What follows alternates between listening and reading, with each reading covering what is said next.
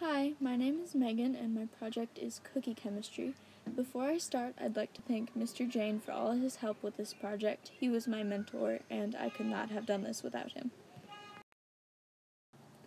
So, as I said earlier, my name is Megan. I'm a senior at Concordia. I'm involved with Honors Academy, obviously, choir, NHS, I'm a peer tutor, and I'm a koinonia leader. And next year I will be attending Hope College studying biomedical engineering. I had 3 main goals while I was creating this project. The first goal was to make cookies and change one ingredient at a time so I could see how that change affects the cookie. And then to see how that affects the cookie, I tested different characteristics and how they differed from the control cookie. And then I researched why these differences occurred to try to figure out how to make the best cookie possible. So first I'm going to explain to you the procedure of my project and how I got to my results. The first thing I did was make a snickerdoodle cookie that was my control, and then I changed something each time.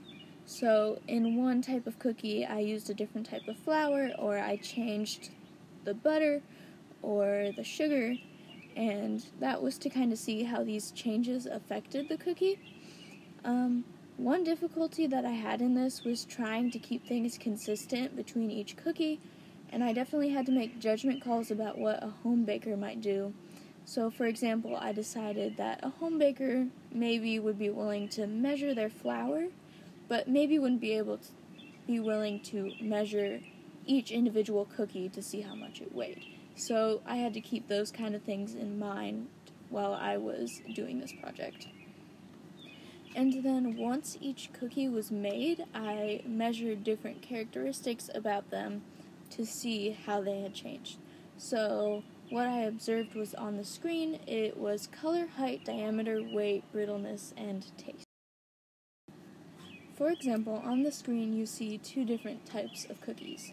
The one on the left you can see is very obviously darker, is a little bit taller, and it didn't spread as much compared to the one on the right. So that's the kind of things that I was looking at when I was doing this project. I measured each characteristic in a different way. So for color, that was kind of hard for me because it's easy to look at something and say that it's lighter or darker, but to objectively and scientifically prove that is definitely more difficult. So Mr. James was very helpful in this. He suggested that I use an app called a pixel picker, and basically that tells you what % red, green, and blue a specific pixel of a picture is. So I took pictures of the different cookies from 9 inches in the same place on my kitchen counter, and that was how I was able to prove that one cookie was darker or lighter than another. I measured the heights of the cookies with a caliper, and that's basically a tool that you use to measure things that are really thin, so wire, or in my case, cookies. Diameter is pretty obvious. I just used a ruler to measure all the way across a cookie, and I found that in inches. For weight, I measured the cookie while it was raw, before it went to into the oven, and then I measured it after it came out to see how the weight changed and how those weights compared. And then for taste, I had a questionnaire and that I gave to willing people who tried my cookies, and then they rated the cookie based on appearance, taste, texture, and a few other things. And then I also measured brittleness of the cookies, which took a little bit more effort, and I will explain that on the On the left you will see a machine that a researcher would normally use to test brittleness. It's more accurate than what I did, but it's also very big and very expensive, so I did not have access to one of these machines. So instead I created a sort of pendulum, which you will see on the right. I drilled a hole in a piece of wood. Well, actually my brother did, because I'm not very good with power tools. But then I tied a hammer with some string and tied that string to the piece of wood so that when you pull the hammer back, it swings. and then I put the cookie in front of the hammer so that when it swings, it would hit the cookie. And if something broke, it would be more brittle than something that just bent. So I actually had a lot of cookies that did not break, like they weren't very brittle, they were more soft, which is generally what you're looking for in a cookie. So I guess that's good. After I finished all that, I was able to compile my results and see how different things affected each cookie, and then I was able to figure out how to change cookies to get certain characteristics. So I will explain that in the... So obviously I cannot go over every different thing that I saw in my experiments because that would be a very long presentation, but I'm going to go over a few of the interesting things I saw. So the heaviest cookie was the cookie with bread flour. And when you think about flours, it's very important to understand that each different type of flour has a different protein level. So flours like all-purpose flour and cake flour have less protein than bread flour. This is important because there are two proteins in flour, and when they mix with water, they form gluten. So gluten is the chemical that makes breads chewy, so it is very helpful if you want something that's chewy in like breads or pastries, but it is not so helpful in something like cookies or pie crust that you want to be flaky. So the reason the bread flour cookie was the heaviest was because it had the most amount of protein and the most amount of gluten, which weighed it down. The other thing I noticed was the cookies with only baking powder were the lightest, while the cookies with baking soda were darker. This is because baking soda and baking powder are very similar. They are both made of sodium bicarbonate, and they both react with acids. But baking powder reacts with the acids in whatever you mix it with.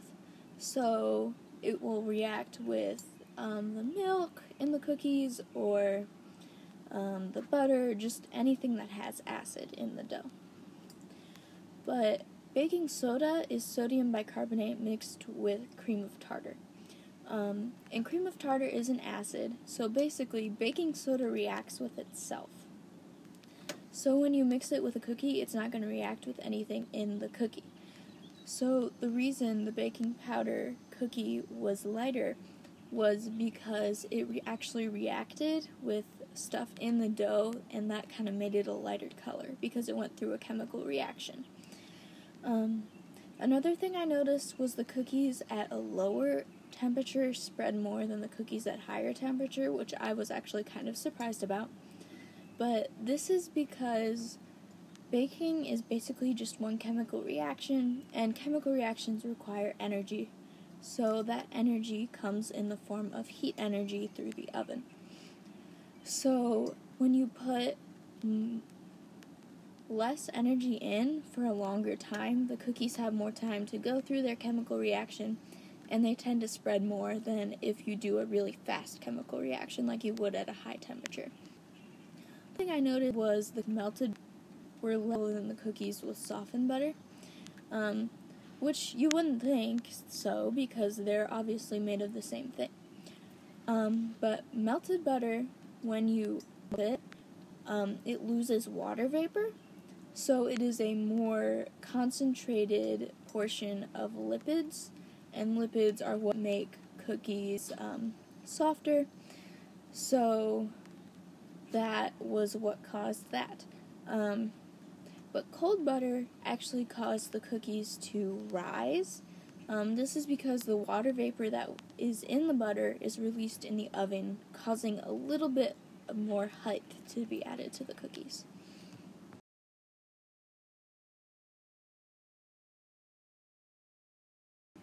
The softest cookie was the cookie with brown sugar. That's because brown sugar is just regular sugar, like table sugar, mixed with molasses, which is a thick liquid. So when you add a liquid to something, obviously it becomes less brittle, so that's what made that softer.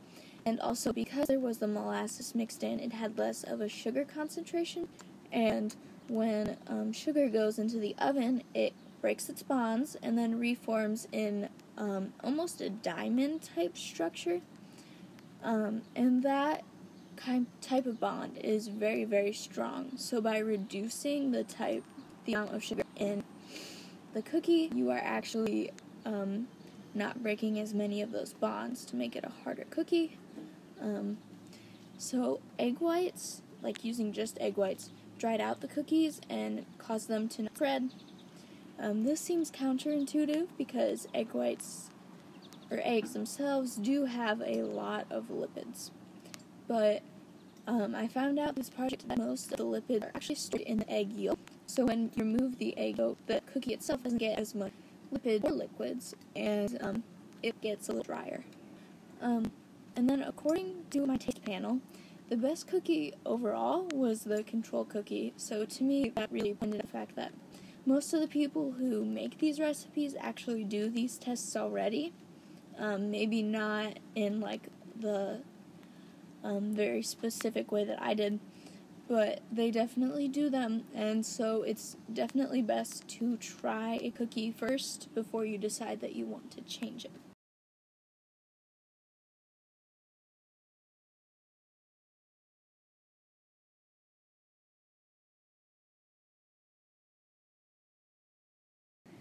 That being said, if you do get a recipe that you like the flavor but you don't necessarily like the texture, it is definitely worth it to try to see what you can change to make it better. So if you like a flatter cookie, your best bet is to use melted butter or to add liquid to the dough and let it room before you eat it. That way you aren't getting any of the ingredients cold so that they release their water vapor in the oven that makes them rise. For a cookie, you're going to want to do the exact opposite, so you'll use softened butter, and you're going to want to chill the dough for at least 1 hour in the fridge. This is because when you put it in the oven, the water vapor will release and it'll add more rise to the cookie. If you want a chewy cookie, you're going to want to pull the cookies from the oven just a bit before they're done. Not so they're raw, just so that they aren't completely done in the center. That'll make it a little more chewy, and then you can also use brown sugar instead of white sugar to add that extra bit of liquid into them. And if you want a crispy cookie, you can obviously bake it for a few minutes longer to get it a little harder, or if you don't mind an odd aftertaste, you can use bread flour, and that really is what made the cookie crispier.